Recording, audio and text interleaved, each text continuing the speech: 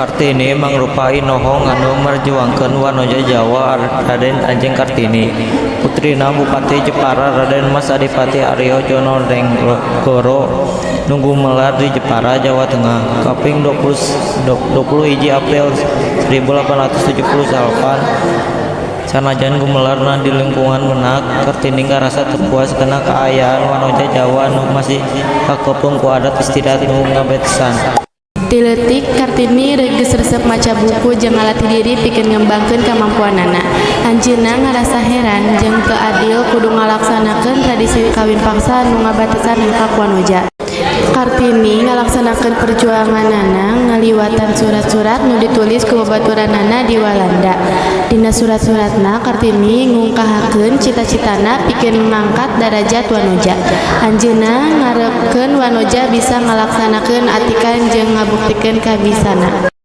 Dina taun 1803 Kartini kawin jeung Bupati Rembang Raden Mas Adipati Aryo Singgih Jojo Adiningrat. Sanajan kawin, Kartini tetep ngalaksanakeun perjuanganna. Anjeunna ngadegkeun sakola pikeun wanoja di Rembang. Kartini ngalaksanakeun perjuanganna ngan ukur salila 25 tahun.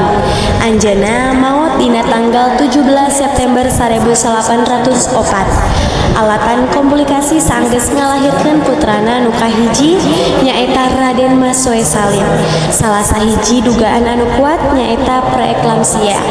Sanajan geus teu aya, perjuanganna Kartini tetep ngalir.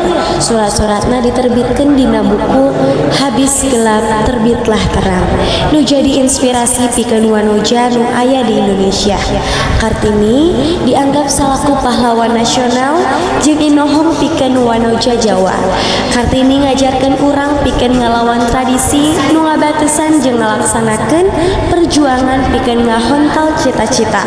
Anjeunna ngajantenkeun wanoja di Jawa jadi leuwih percaya diri jeung ngabuktikeun kamampuanana.